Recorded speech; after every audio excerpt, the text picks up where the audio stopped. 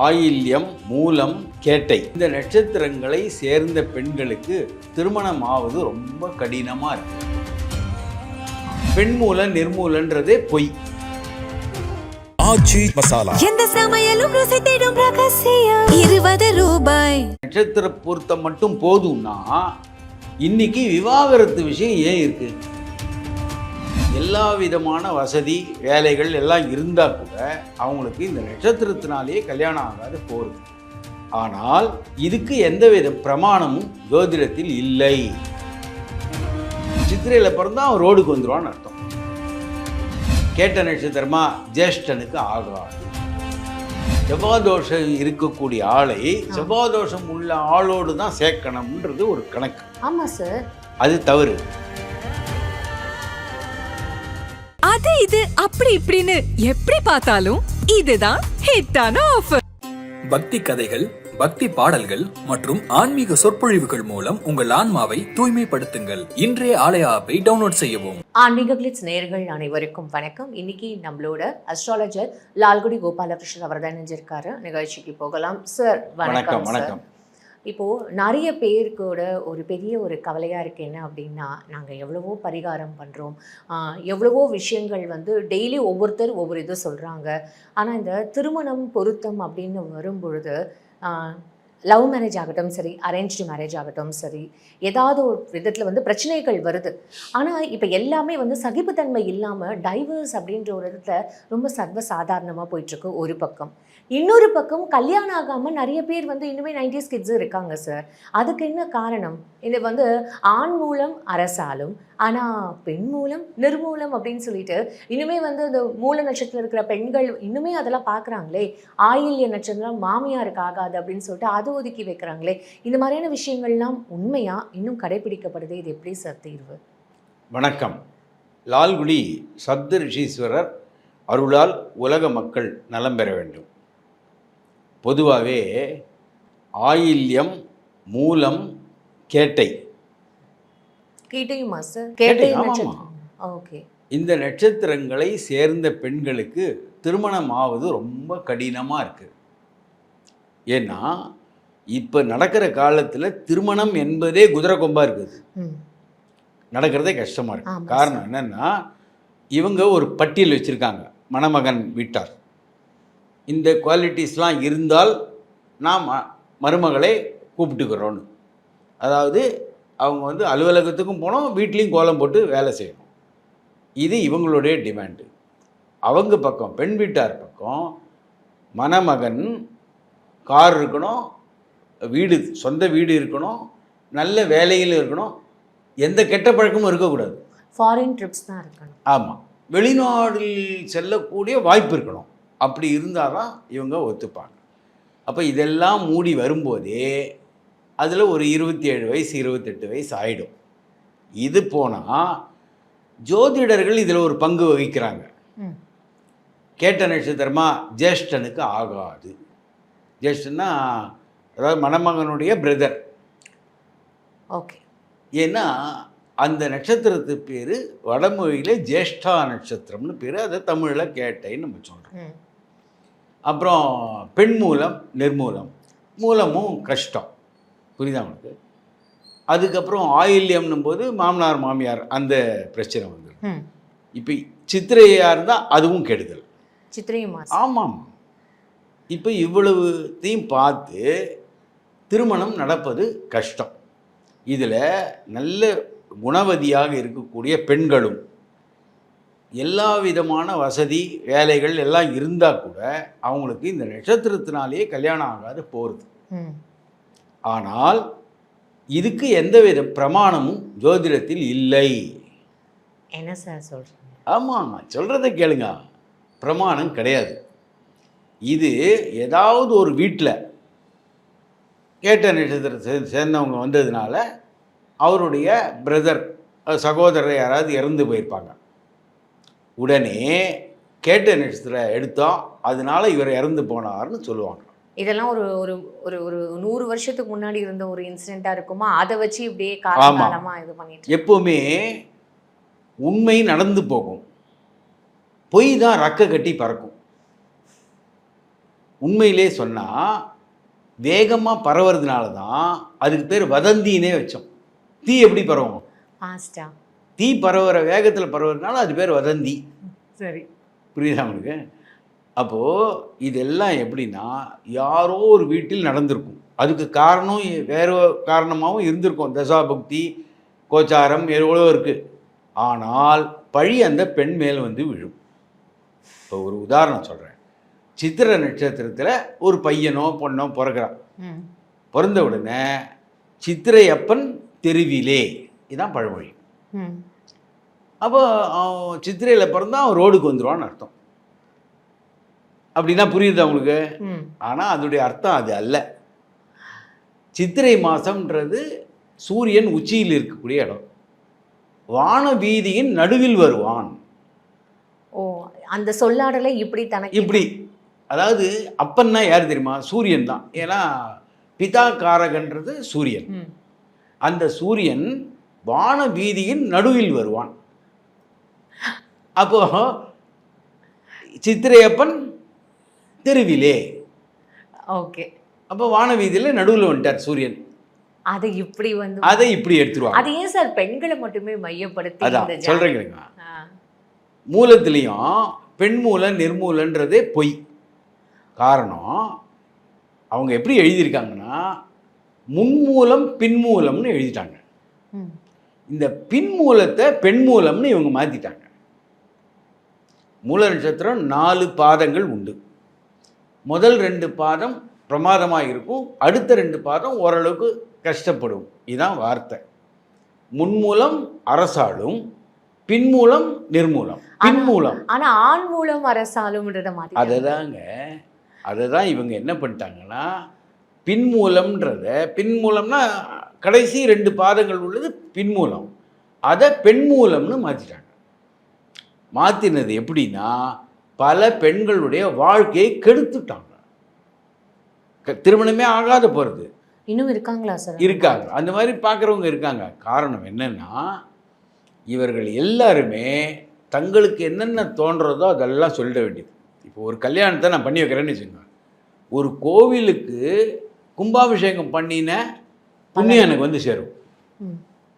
அப்போது கல்யாணத்தை கெடுத்தா அதோடைய பாவம் ரொம்ப பெருசு. ஆனால் இதை யாரும் கண்டுக்கிறதே கிடையாது. ஜோதிடர்கள் சர்வ சாதாரணமாக மூலா நட்சத்திரம் வந்தாலும் சரி, கேட்டை வந்தாலும் சரி, ஆயில்யம் வந்தாலும் சித்திரை வந்தாலும் தள்ளி விட்டுருவாங்க. இதுதான் கணக்கு. ஆனால் இதுக்கு ஆதாரங்கள் கிடையாது, எந்த விதமான ஆதாரமும் கிடையாது. அப்போது இது வந்து வழக்கமாக செய்யப்படக்கூடிய ஒரு விஷயம். இதில் ஜோதிட கணக்கு போட்டு பார்த்தா எந்த விதத்திலையும் கேட்டை நட்சத்திரமோ ஆயில்ய நட்சத்திரமோ மூல நட்சத்திரமோ கெடுதல்னு சொல்கிறதுக்கு பிரமாணமே கிடையாது. புரியுதா உங்களுக்கு? இல்லையா? இப்போ இது தெரியாததே எல்லாரும் இதை நம்பி ஏமாறுகிறார்கள். உண்மையிலே சொன்னால் பெரும்பாலான ஜோதிடர்களுக்கு ஒரு ராசி என்பது 30 டிகிரி இல்லைன்னே தெரியாது. வெறும் 30 டிகிரி நினச்சிட்டு இருக்காங்க. கிடையாது. ஒவ்வொரு ராசி ஒரு அளவை மாற்றம் உள்ளது. ஒவ்வொரு நட்சத்திரமும் வேறு வேறு அளவை கொண்டது. கணக்குக்காக இவங்க 30 டிகிரி ஆகிட்டாங்க. புரியுதா உங்களுக்கு? அதாவது இது எப்படின்னா காலுக்கு ஏற்ற மாதிரி செருப்பு வெட்டிக்கல, செருப்புக்கு ஏற்ற மாதிரி காலை வெட்டின்ட்டாங்க. சார் இதெல்லாம் ஒரு பக்கம் இருக்கும்போது இல்லை சார், செவ்வாய்க்கிழமை பிறந்தாலே செவ்வாய் தோஷம்னு சொல்லப்படுதெல்லாம் அது எப்படி சார்? அதாங்க, பொதுவாகவே ஏதாவது ஒரு தோஷம்னு சொன்னாதான் வரக்கூடியவர் பயப்படுவார். ஓ, அந்த மாதிரியா? ஆமாம். இப்போது நீங்கள் இப்போ நான் ஒரு சர்க்கரை வியாதி டாக்டர்கிட்ட போகிறீங்கன்னா உங்களுக்கு ட்ரீட்மெண்ட் மட்டும் கொடுக்கல, அவர் 4-5 புஸ்தகம் கையில் கொடுக்குறாரு. அதாவது சர்க்கரை வியாதியிலேருந்து வெளிவருவது எப்படி உங்கள் வாழ்க்கையை புரியுதா உங்களுக்கு? நீங்கள் அதை படிச்சுட்டே இருக்கிற வரைக்கும் உங்களுக்கு சர்க்கரை வியாதி பற்றியே யோஜனை வந்துட்டுருக்கும். அப்போ அந்த வியாதி உங்கள் நினைவை விட்டும் போகாது, உங்கள் உடம்பை விட்டும் போகாது. புரியுதா உங்களுக்கு? பயமுடுத்தி மக்களை பணிய வைப்பதுன்றது ஒரு வியாபார தந்திரம். அது இப்போ இதுக்கு இந்த கல்யாணத்துக்கு அப்படின்றத மாதிரி இப்போ இதுக்குமே எவ்வளோ பேர் பரிகாரங்கள்லாம் சொல்றாங்களே சார், இந்த கோவிலுக்கு நீங்க போயிட்டு வாங்க, இல்ல இந்த மாதிரியான ஒரு விஷயங்கள்லாம் நீங்க செய்யுங்க, இந்த யாகம் பண்ணுங்க அப்படின்லாம் நிறைய விஷயங்கள் சொல்றாங்களே சார். பொதுவாகவே நீங்கள் ஒரு ஜாதகத்தை கொடுத்தீங்கன்னா ஆரம்பமே செவ்வாய் தோஷம், பிதுர் தோஷம், நாகதோஷம், புரியுதா உங்களுக்கு? ராகு கேது தோஷம். ராகு அதான் நாகதோஷம், அதான் நாகதோஷம். நாகதோஷம் சரி. இப்படிலாம் சொல்லுவாங்க. இப்போ இதுலேயே இந்த எல்லா விதமான தோஷமும் வந்துடும். ஆனால் நம்மளுக்கு வேண்டியது இந்த தோஷம்லாம் இல்லை, ஆ. சந்தோஷம் இல்லையா? அதுதான் வேணும் நம்மளுக்கு. அப்போது இது என்னன்னா 1000ல் ஒரு ஜாதகத்தில் தான் இருக்கும். ம். இது ஆனால் சந்தோஷம். தோஷமே எப்படின்னா, ஒரு லக்னம் என்பது 2 மணி நேரம் போகிறது. ம். அப்போ அந்த லக்னத்தில் பிறந்தவன் எல்லாருக்கும் தோஷமா? அப்போது 2 மணி நேரத்தில் உலகத்தில் எவ்வளோ பேர் பிறப்பாங்க? அப்போ அவங்க யாருக்குமே கல்யாணம் ஆகாதா? அது- புரியுதா உங்களுக்கு இல்லையா? ஆமா சார். அப்போது தோஷம்னு சொன்னாதான் நீங்கள் அவரை ஜோதிடர்னு ஒத்துப்பீங்க. இல்லைன்னா ஒத்துக்க மாட்டோம். ஒன்றுமே இல்லை, மருந்து எழுதாத இன்ஜெக்ஷன் போடாத டாக்டரை நீங்கள் ஒத்துப்பீங்களா? மாட்டேன் சார். இதெல்லாம் சரியாயிடும் சார் அப்படின்னு சொன்னால், இல்லை உங்களுக்கு ஒன்றுமே இல்லைன்னு சொன்னால் அவரை ஒரு டாக்டராகவே நீங்கள் எடுத்துக்க மாட்டீங்க. மக்கள் ஒருவேளை வந்து இதுக்கெல்லாம் வந்து பழக்கப்படுத்திக்கிட்டாங்கன்னு நான் நினைக்கிறேன் சார். இதெல்லாம் பழக்கப்பட்டுட்டாங்க போல இருக்கு. அந்த ஜோசியர்கிட்ட போனா ஆனால் அவர் அதாங்க. எதுவுமே சரியில்லை, எல்லாமே கரெக்டாக இருக்குன்னு சொல்லிட்டார் அப்படின்னாலே அப்போ ஆமா. இவர் கரெக்டான ஜோசியர் இல்லைன்ற ஒரு மாதிரியான. அது மாதிரி மனநிலைமைக்கு இவங்க மாறிட்டாங்க. இதை சில ஜோதிடர்கள் அதாவது வியாபார ரீதியாக உபயோகப்படுத்திக்கிறாங்க. ம். புரியுதா உங்களுக்கு? ரெண்டாவது இதில் இதை விட கொடுமை என்னென்னா, செவ்வாதோஷம் இருக்கக்கூடிய ஆளை செவ்வாதோஷம் உள்ள ஆளோடு தான் சேர்க்கணும்ன்றது ஒரு கணக்கு. ஆமா சார். அது தவறு. எப்படின்னு கேளுங்க. தோஷம்னா ஒரு டிஃபெக்ட். இப்போ ஒரு பெண்ணுக்கு கண்ணு தெரியாதுன்னு வச்சுக்கோங்க, அது ஒரு டிஃபெக்ட் தானே, தோஷம். ம். அப்போது கண்ணு தெரியாத ஆளோடைய சேர்ப்பீங்க, அப்போ குடும்பம் எப்படி இருக்கும்? அப்போது இவங்க சொல்கிறதே லாஜிக்கே தப்பு. கண்ணு தெரியாத ஒரு பெண்ணாக இருந்தால் கண்ணு தெரியக்கூடிய ஆணுக்கு கொடுத்தா அந்த குடும்பம் ஓரளவுக்கு போயிடும். 2 பேருக்கும் கண்ணு தெரியலனா சரி. அப்போ தோஷத்தோட தோஷம் சேர்க்கறதுன்றது என்னென்னா, ஒரு பார்வையற்றவருக்கு இன்னொரு பார்வையற்றவரை திருமணம் செய்து கொண்டு வைத்தால் அந்த குடும்பம் விளங்குமா? விளங்காது. அப்போது இவங்க சொல்கிறதே கரெக்டுன்னு எடுத்துனா கூட தோஷம் உள்ள ஜாதகத்தோடு தோஷம் இல்லாத ஜாதகம் தானே சேர்க்கணும். அதானே நியாயம், அதானே அறிவுடைமை. இது நீங்க மட்டும் தான் சார் இப்படி சொல்றீங்க. ம். இப்போ எங்க போனாலுமே ஓ செவ்வாய் தோஷம் இருக்கு, அப்போ செவ்வாய் தோஷம் இருக்கிற மாப்பிள்ளையோ இல்ல பொண்ணோ தான் பார்த்து கல்யாணம் பண்ணணும்னு எவ்வளோ பேர் வந்து கல்யாணம் ஆகாம இருந்திருக்காங்க அப்படின்றத நானே பார்த்துருக்கேன் சார். இப்போ வரைக்குமே 90s கிட்ஸ்ன்னு சொல்லப்படுற ஒரு ஒரு பஞ்ச் ஆஃப் பீப்புள் இன்னுமே கல்யாணம் ஆகாம வெயிட் பண்ணிட்டு இருக்காங்களே சார். அதாவது இந்த எல்லாரும் சொல்கிறாங்கன்றதுனாலே நான் ஒத்துக்க முடியாது. ஜோதிடம்ன்றது ஒரு உளி, ரைட்டா? அம்மி பொழியிறவனும் உளி வச்சுருக்கான், சிற்பியும் உளி வச்சுருக்கான். அப்போது அம்மி பொழியிறவனும் சிற்பியும் ஒன்றாயிடுமா? ஏன்னா ஜோதிடம் என்பது ஒரு பொருள், அதை சரியாக இயக்க வேண்டும், அதை அறிந்து கொள்ள வேண்டும். அது இல்லாமல் இது மாதிரி நிறைய பேருக்கு திருமணம் செய்யாமல் போகிறாங்க இல்லையா? இதனால் பல பிரச்சனைகள் வருது. அது மட்டும் அல்ல, இதே கேட்டை நட்சத்திரம், இதே மூல நட்சத்திரம், இதே ஆயில்ய நட்சத்திரத்தை சேர்ந்த ஜாதகங்கள் 100 ஜாதகம் இருக்கும் ஒவ்வொன்றுத்துலையும். என்கிட்ட தம்பதிகளுக்கு வயது என்ன தெரியுமா? 72 ஆணுக்கு, பெண்ணுக்கு 68. அடடா. இதுவும் போக பூராடத்தில் நல்ல முறையில் வாழக்கூடிய தம்பதிகள் ஜாதகம் என்கிட்ட இருக்குது. எந்த ஜோதிடர்களும் நான் தரத்துக்கு ரெடி, அட்ரஸோட. சார். காரணம் என்னென்னா, பூராடம்னா நூலாடாதுன்ட்டாங்க இல்லையா? ஆமா சார். என்ன அது எப்படி நூல் ஆடாமே 68 வருஷம் இருக்காங்க அவங்க. சார் இதெல்லாம் இருப்பாங்க. இன்னொரு விஷயம் நான் இப்போ ரீசெண்டாக கேள்விப்பட்டேன் சார். இப்போ நமக்கு தெரியும் குழந்தை இப்போலாம் வந்து நார்மல் டெலிவரியாக பிறக்கிறத விட சிசேரியன் சி செக்ஷனில் தான் நிறைய பேருக்கு இப்போ குழந்தை பிறக்கிறது. இப்போ டாக்டர்ஸே என்ன சொல்லிடுறாங்க, உங்களுக்கு நீங்கள் எந்த டேட்டில் வேணுன்றதை நீங்கள் ராசி, அதாவது ஜாதகம், ஐ மீன் நீங்கள் நட்சத்திரம்லாம் பார்த்துட்டு வாங்க அப்படின்னு சொல்லிட்டு ஒருத்தர். அதனால் இல்லை சார், புனர்பூசத்தில் எனக்கு குழந்தை பிறக்க வேண்டாம், எனக்கு அதுவும் பையனாக பிறந்தா அவனும் வந்து ராமர் மாதிரி அவரோட அப்பா விட்டு பிரிஞ்சிருக்கிற வேண்டிய ஒரு சூழ்நிலை வரும் அப்படின்னு. அதனால் அந்த நட்சத்திரத்தையே வந்து இது பண்ணியிருக்காங்க சார். இது எந்த அளவுக்கு உண்மை சார்? எனக்கு இது பர்சனலாக நடந்த ஒரு எக்ஸ்பீரியன்ஸ். எனக்கு அது ரொம்ப ஷாக்கிங்காக இருந்தது. அது உண்மையா சார்? அது மாதிரி செய்தாலும் அது பிறக்க வேண்டிய நேரம் என்னன்றது தீர்மானிக்கப்பட்டது. சரி, அந்த நேரத்தில் தான் அது பிறக்கும். புரியுதா உங்களுக்கு? இல்லையா? எல்லாமே தீர்மானிக்கப்பட்டது. ஓகே. அதனால எந்தவித மாற்றமும் இவங்க செய்து கொண்டாலும் அது பிறக்கிற டைம்ல தான் பிறக்கிறது. எல்லாத்தையும் தாண்டி ஒரு எப்படி அது கணிச்சிருக்கோ அது மாதிரி தான், அதேபடி தான் இருக்கும். உங்களுக்கு ஜனன ஜாதகத்தை நம்ம எடுத்துட்டா கர்ப்பதான லக்னமே கண்டுபிடிக்கலாம். ஆமா, ஒரு ஜாதகத்தை எடுத்துக்கொண்டு எது உருவாக்குன டைம் நீங்க சொல்றீங்களா சார்? அந்த கரு உருவாகுன டைம் சொல்றீங்க. லக்னத்துக்கு 7ஆம் இடம், அதான் அந்த லக்னம், கர்ப்பதான லக்னம். சுக்கிரனை வச்சுட்டா உங்களுக்கு எந்த டைம்ல பிறந்தான்னு கண்டுபிடிச்சிடலாம். கர்ப்பதான லக்னம் எடுக்கலாமே ஈஸியா. அந்த கர்ப்பதான லக்னத்தை பார்த்தாலே அவருடைய விதி என்னன்னு தெரிஞ்சுவிடும். Fine sir. உண்மையாகவே இதெல்லாம் கேட்கும்போது தான் சார் ரொம்ப ஷாக்கிங்காக இருந்தது. அதே மாதிரி இல்லை சார், இப்போது ரீசெண்டாக இதோட தொடர்புடைய ஒரு கேள்வி தான். ஐவிஎஃப் முறையில் நிறைய பேருக்கு இப்போ வந்து குழந்தை பிறக்குது. 2-3 வாட்டி வந்து ட்ரை பண்ணாலும் அதுக்கப்புறமும் குழந்தை பிறக்கல. நிறைய லட்சங்களில் செலவு பண்ணாலும் அவங்களுக்கு குழந்தை பிறக்கல. அப்போது அந்த மாதிரியான ஒரு விஷயங்கள்லாம் காரணம் என்ன சார்? இதெல்லாம் இந்த ஜாதக பொருத்தம் சரியாக பார்க்காததுனால தான் உங்களுக்கு இந்த மாதிரியான ஒரு விஷயமா சார்? அதுவும் ஒரு காரணம். பொதுவாக ஜோதிடர்கள் நட்சத்திர பொருத்தம் மட்டும் பார்த்துருவாங்க. இந்த நட்சத்திர பொருத்தத்தை பார்க்கறதுக்கு ஜோதிடரே வேண்டாம். காரணம், நம்ம நெட்டில் போய் சர்ச் பண்ணினாலே இந்த நட்சத்திரத்துக்கு எது கிடைக்கும்னு சொல்லிடுவாங்க. நான் என்ன சொல்கிறேன், நட்சத்திர பொருத்தம் மட்டும் போதும்னா இன்றைக்கி விவாகரத்து விஷயம் ஏன் இருக்குது? கரெக்டாக தானே இருக்கணும். நட்சத்திர பொருத்தம் போதாது. அவருடைய வாழ்க்கையை ஜாதகத்தை வச்சு படிக்கணும்.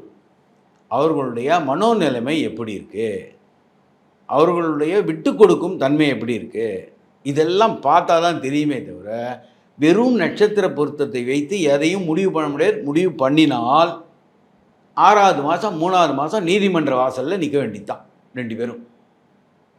புரியுதா உங்களுக்கு? புரியுது. பழங்காலத்தில் என்ன பண்ணாங்க, ஜாதகத்தை முழுசாக ஆராய்வாங்க.